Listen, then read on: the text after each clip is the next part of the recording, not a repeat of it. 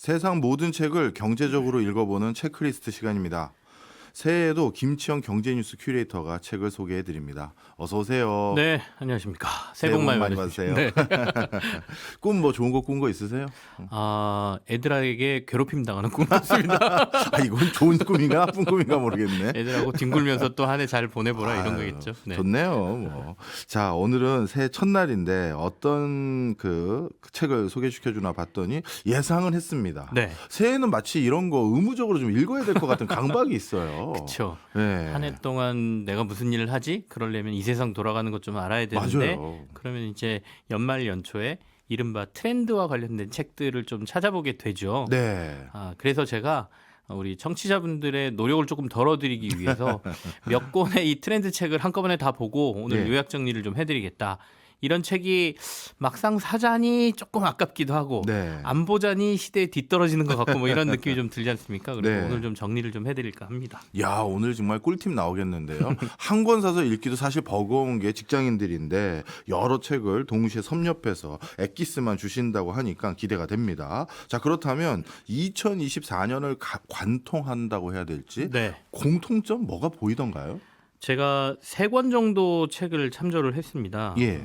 김난도 교수님이 매년 내놓는 트렌드 코리아라는 책하고요. 유명하죠. 네, 코트라에서 펴내는 한국이 열광하는 세계 트렌드라는 책. 그리고 마지막으로 저는 이 책을 좀 매년 좀 챙겨 보는데요. 트렌드 모니터가 내놓는 트렌드 모니터 2024라는 책입니다. 그렇군요. 책들의 성격이 조금 다 다른데 트렌드 코리아는 매해 한 해의 트렌드를 새로운 용어를 만들어서 좀 보여주는 거, 이 맛이 좀 있습니다. 그래서 네. 이걸 확인하는 재미가 좀 있는데 올해는 드래곤 아이스라는 단어를 놓고 각각의 스펠링으로 한 해 트렌드를 좀 정리하고 있고요. 코트라가 내놓은 세계 트렌드라는 책은 주요 트렌드 글로벌에서 2024년도에 나올 여러 가지를 실제적인 기업들의 예시를 들어놓은 것, 이게 좀 보는데 재미가 좀 있었습니다. 네. 그리고 세 번째 트렌드 모니터가 내놓은 책은 이 책은 주로 자체적으로 설문조사 등을 통해서 광범위하게 나름의 근거를 제시해서 사회 현상을 분석하는 책이에요. 그래서 생각해 볼 거리를 좀 던져준다는 점에서 그래도 연말에 좀 챙겨보면 새해를 이걸 좀 생각하면서 흐름을 좀 잡을 수 있는 책이어서 요 3개 책을 좀 봤는데요.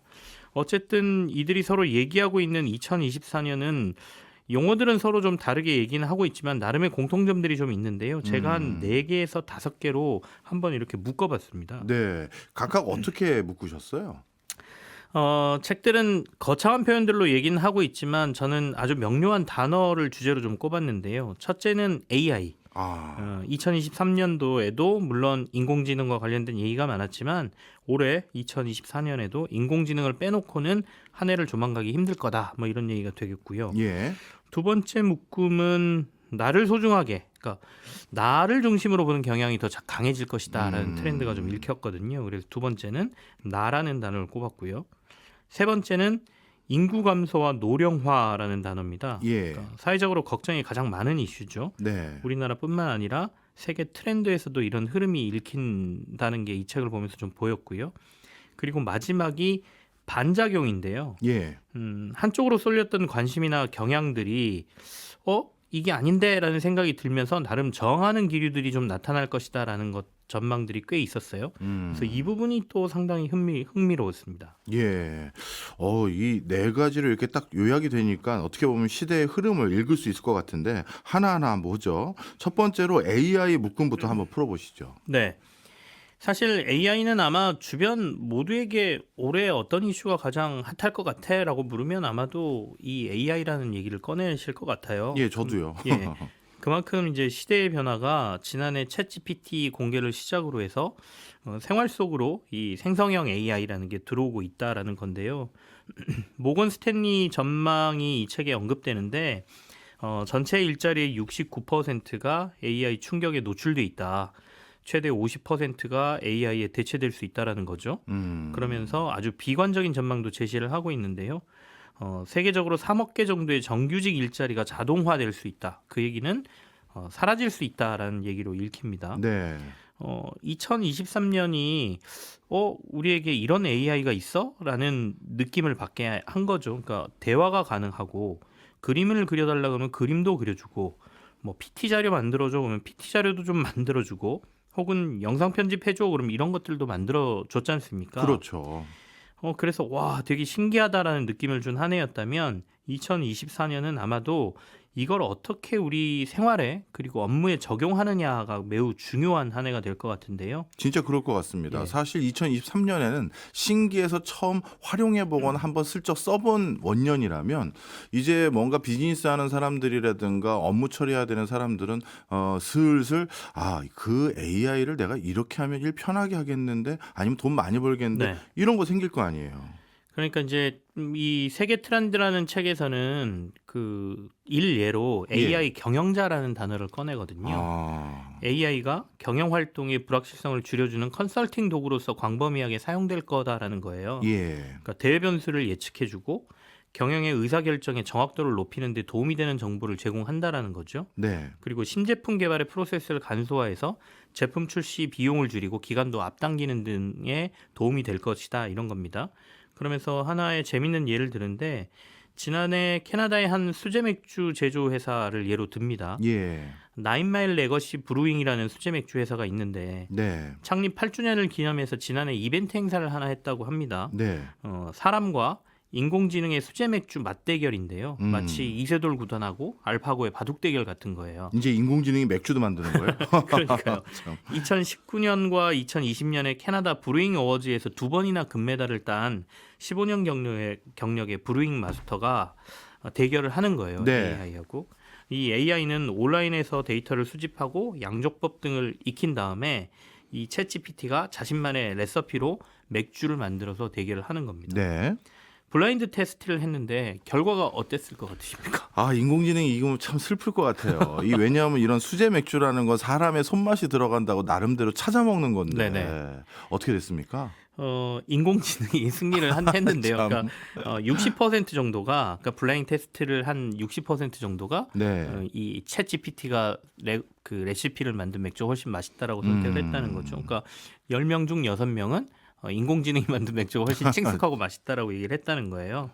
그래서 이때 만들어진 레시피로 지금은 패키지로 만들어서 이걸 판매하고 활용하고 있다라는 건데요. 그러니까 이런 사례들이 얼마든지 2024년에는 훨씬 더 많이 등장할 것이다. 이렇게 예상을 하고 있습니다. 그렇겠네요. 이런 선도적인 기업들이 AI를 활용해서 이렇게 해봤습니다라고 하면 이게 또 힌트가 되니까 여타 회사들도 비슷한 방법으로 자신의 분야에 이걸 적용시켜 볼 테니 아마 올해는 이런 사례들이 더 흔해질 것 같아요. 그렇습니다. 그러니까 또 다른 예시로 농업 분야에서도 상당히 이 AI를 많이 활용하는 사례들이 나타나고 있는데 멕시코의 한 비료 회사를 예로 듭니다. 그러니까 이 회사는 곰팡이 균주를 배양해서 비료를 만드는 회사인데요. 예. AI로 토질과 작물 등에 적합한 비료를 추천하고 만들어낸다는 것이죠. 그리고 또 대만에서는 양계장의 단순한 수작업 업무를 다 AI로 대체해서 자동화시키고요. 심지어 닭의 울음소리를 이 AI가 분석해서 호흡기 질병을 알아내는데도 활용을 하고 있다고 해요. 예. 그래서 결국 올해는 얼마나 이걸 잘 적용하느냐가 핵심이라는 건데 개인이든 회사든 정부든 모두 이슈가 되겠죠. 네. 그래서 이들 트렌드 책에서 표현한 건 아니지만 저는 개인적으로 이 챗GPT로 대변되는 이 생성형 AI와 관련돼서 이런 표현이 가장 와닿았는데요. 그러니까 지금은 모두가 유치원생이나 1학년 정도의 수준에서 챗GPT를 보고 배우고 있는데 예. 아마도 올해가 지나면 2학년이 되는 학생도 나오고 초등학교 3학년이 되는 학생도 나오고 심지어 중학생, 고등학생, 대학생도 나올 거 아니냐. 예. 그러면 내가 유치원이나 초등학교 1학년에 머물러 있는 것과 대학생, 고등학생이 되는 것의 차이가 확실하게 느껴지는 한 해가 될 것이다. 이렇게 표현을 하더군요. 그래서 그렇군요. 결국에는 얼마나 이걸 잘 활용해내는 애가 굉장히 중요해지는데 그래서 여기서 주목하는 단어가 트렌드 코리아에서 이 얘기를 합니다. 호모 프롬프트라는 단어가 매우 중요하다라고 얘기를 하거든요. 호모 프롬프트요. 네. 다양한 AI와의 대화하고 소통을 통해서 인공지능 서비스를 적재적소에 효과적으로 사용하는 사람을 의미하는 단어입니다. 그래서 결국 아까 말씀드린 대로 중학생, 고등학생이 되기 위해서는 이걸 얼마나 빨리 어디에 활용해야 되는지를 아는 사람, 그리고 그걸 적재적소에 잘 활용하는 사람들이 주목을 받는다는 거거든요. 그래서 지금 굉장히 주목받는 직업이 프롬프트 엔지니어링 같은 직업들입니다. 그러니까 저희가 한 코딩이라는 말을 한 5년 근래에 굉장히 많이 사용하고 코딩 교육이 중요하다라고 얘기를 많이 해온 것 같은데 예. 그런데 이제 코딩은 AI가 명령만 잘하면 다 만들어냅니다. 이런 거 코딩 해줘. 그러면 AI가 다 이렇게 해주거든요. 그러니까 예. 컴퓨터의 언어를 잘 아는 챗GPT가 컴퓨터의 언어로 컴퓨터 프로그램을 짜주는 거잖아요. 예. 그러면 이제 사람은 뭐가 중요하냐? 그 명령을 얼마나 구체적으로 잘 내려주느냐가 중요한데 예. 그 명령을 내려주는 사람이 바로 프롬프트 엔지니어링이라는 직업을 갖고 있는 사람들이죠. 네. 그래서 미국에서는 심지어 연봉이 4억 원 정도 되는 일자리 프롬프트 엔지니어링 자리가 나오고 있다고 하네요. 아니 지가 하는 것도 아니고 AI에게 시키는 직업인데 4억이나 받는다. 잘 시키기만 해도 이제 사람의 업무는 그렇게 간다는 얘기가 되겠죠. 정말 놀랍습니다. 그런데 굉장히 상반된 단어가 네. 동시에 도출되더라고요. 아까 말씀 주신 거 보니까 AI라는 단어 말고 또 하나의 카테고리로 분류할 수 있는 게 나. 이건 무슨 의미인가요? 우리 사회는 이미 공동체보다는 개인 중심으로 점점 더 사고의 중심이 이동하고 있다라고 볼 수 있죠. 그러니까 흔히 개인화라고 표현하지 않습니까? 예. 그러니까 나를 중심으로 하는 사회는 단순히 개인들만을 얘기하는 건 아니잖아요. 그러니까 회사들도 이런 경향에 맞춰서 모든 마케팅과 제품의 전략이 변화해 가고 있는데 그런 경향이 2024년도에도 강하게 나타날 거다 이런 건데요. 일단 사회적으로는 트렌드 모니터에서 제시한 육각형 인간이라는 표현이 조금 씁쓸하긴 한데 네. 와닿기도 했습니다. 그러니까 육각형 인간이요. 네. 나를 중시하는 경향이 더욱 강해지면서 보다 완벽함을 추구하는 사람들이 늘어날 거다라는 거거든요. 그리고 현재 그런 현상들이 나타나고 있다. 그래서 예. 완벽한 인간을 바로 육각형 인간이라고 표현하는데요. 아마 6가지 요소를 두고 거기에 가까워진다 이런 얘기인가 보죠. 그렇죠. 이 네. 6가지 요소를 다 갖춘 인간. 아. 그러면 육각형 인간이라고 하는데 그 요소가 뭐예요? 외모, 음. 학력, 자산, 직업, 집안, 성격 같은 겁니다. 이거 다 갖추면 완벽한 거죠. 그러니까 이런 측면에서 약점이 없는 완벽한 인간을 사람들이 추구하게 된다라는 건데 그런 사람이 있어요? 저는 오타니가 떠오르더라고요. 아, 있네. 있네. 그러니까 오타니 쇼헤이라는 일본 출신 메이저리그 선수. 다들 아실 텐데 이 선수는 만다라트라는 표를 만들어서 네. 이 표에 의해서 자기의 모든 거를 다 성공과 성장하는 과정 이런 것도 완벽함을 추구했다고 하지 않습니까? 네. 그러니까 그런 것처럼 운동선수로서의 운동 능력뿐만 아니라 인간성 그리고 자기의 성공을 위한 루트 뭐 이런 것들을 다 준비했다고 하는데 어쨌든 이런 방식으로 완벽한 인간이 되기 위한 개인들의 노력이 하나의 트렌드가 되고 있다라는 얘기를 하고 있고요. 네. 개인화와 관련해서는 또 이런 얘기들도 나오는데 기업들은 버라이어티 가격 전략도 더 많이 쓰고 확산하게 할 것이다라는 얘기가 나옵니다. 버라이어티 가격 전략은 또 뭔가요? 이 버라이어티 가격 전략이라는 것은 단순히 맞춤형 상품을 넘어서 가격의 개인화까지 이루어내는 전략을 말하는데요. 예.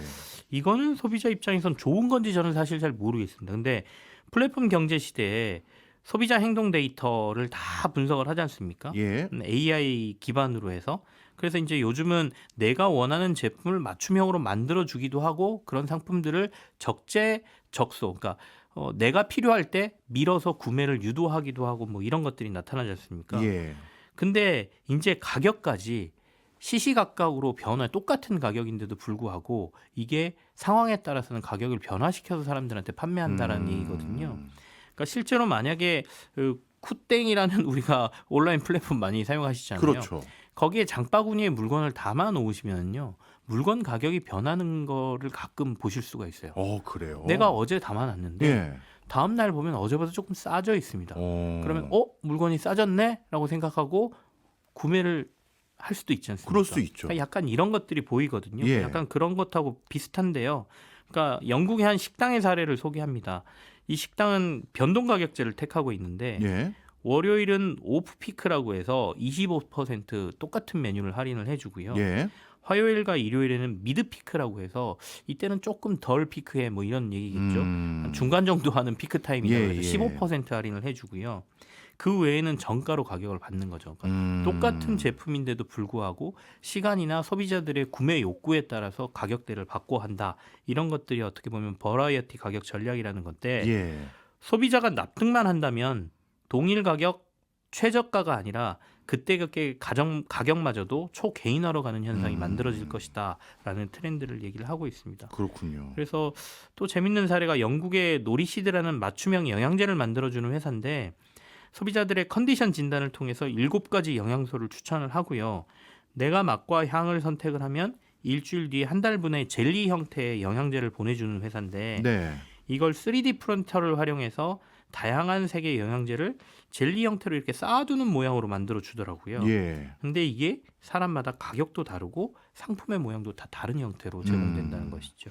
버라이어티 가격 아마 좀 전에 말씀 주신 것처럼 영양제가 사람마다 그 먹어야 될 영양소가 다르기 때문에 다른 영양제를 주고 상품 가격을 달리한다면 그래도 수용성이 좀 있을 것 같은데 네. 같은 쇼핑몰에서 누군가에게는 어느 시간대 할인해주고 누군가에게는 어느 시간대는 할인을 안 해주고 그러면 야 이게 나중에 어떻게 반응이 올지 궁금해지기도 합니다.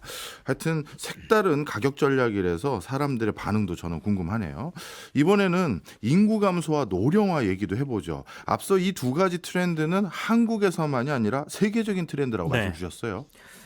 사실 지금 우리 사회를 가장 크게 변화시키는 트렌드에서 기술 변화를 제외하면 아마도 이 노령화와 인구 감소라고 얘기를 해야 될 것 같아요. 그렇죠. 당장 우리나라도 출산율이 급격히 떨어지면서 몇 년 내에 노동력 부족 얘기하고요. 벌써 얘기가 나오긴 하지만 아마도 남아도는 초등학교 교실을 사회적으로 어떻게 이용할까에 대한 문제가 심각해질 걸로 보이거든요. 네. 이런 변화 속에 사회가 어떻게 이를 대처하고 또 대응해 갈 것인가에 대한 고민이 이 트렌드 전망들에 조금 들어 있습니다. 아마도 2024년에는 그와 관련된 산업이라든지 얘기거리들이 많이 나올 것이다 이런 거죠. 첫 번째는 이제 노령화 쪽에 가다 보니까 큰 줄기는 건강 쪽에 조금 초점이 맞춰져 있습니다. 네.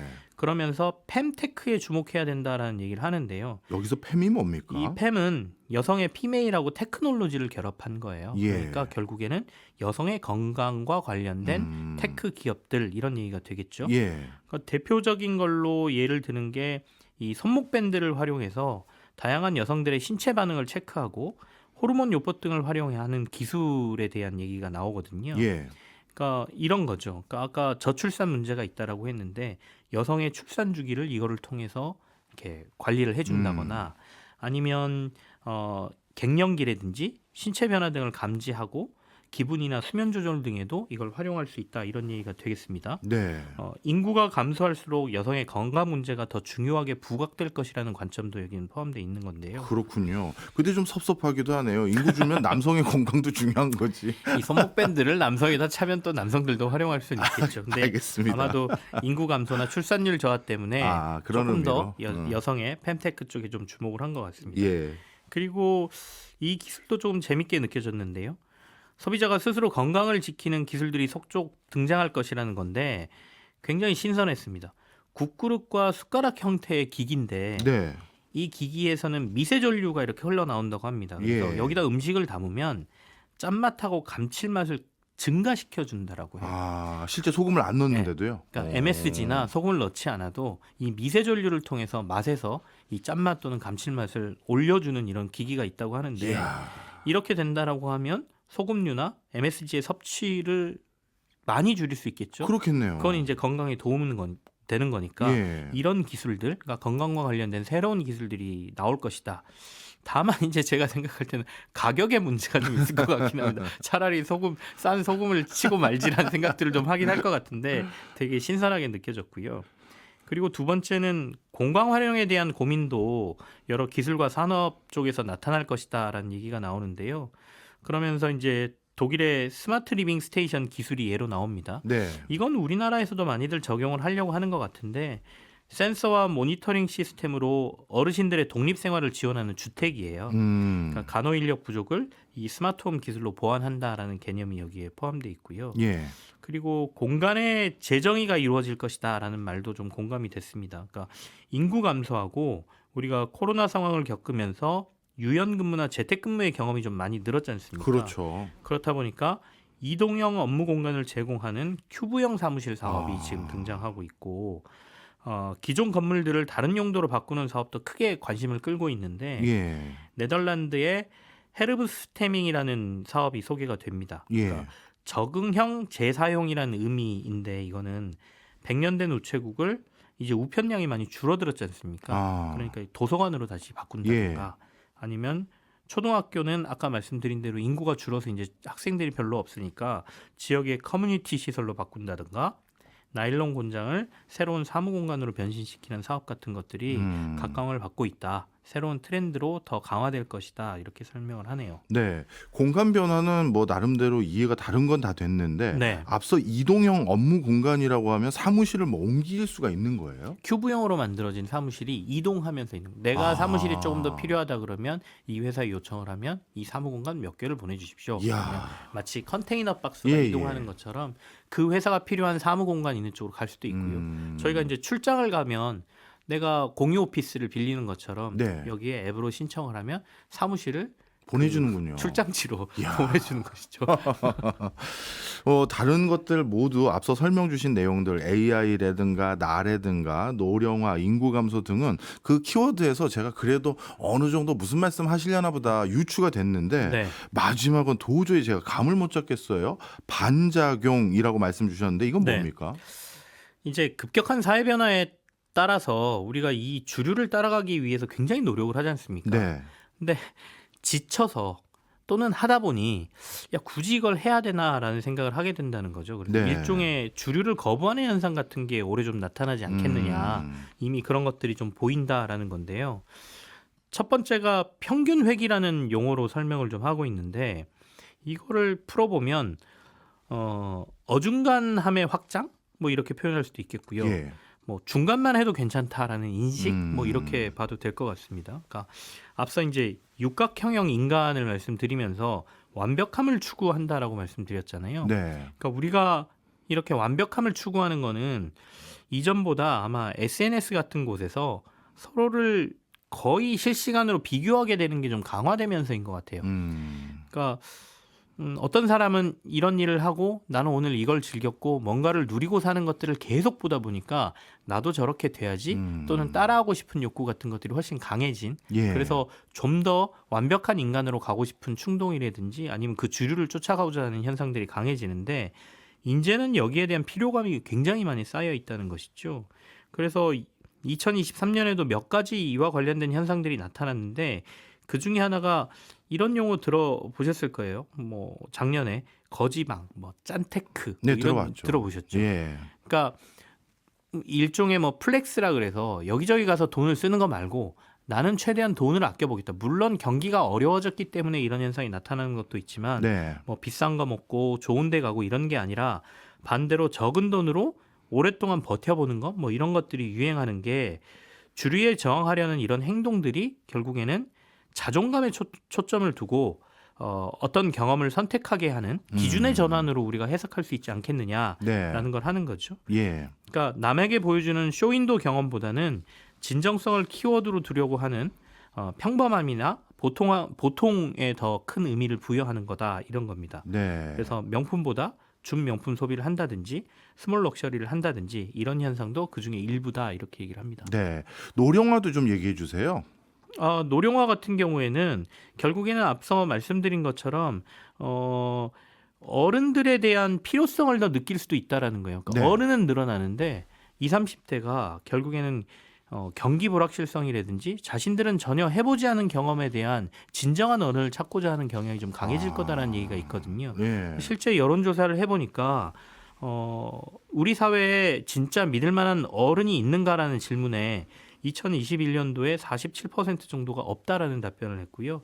22년에는 44.5%, 23년에는 53%가 진짜 어른이 없다라고 얘기해서 이 어려운 시기에 2030은 나에게 조언을 해줄 진짜 어른을 찾고 있다라는 얘기가 되어 있습니다. 알겠습니다. 이 세 권의 책 읽고 나서 꼭 그 소개하고 싶은 노래 하나 있다고 하셨는데 짧게 설명해 주시죠.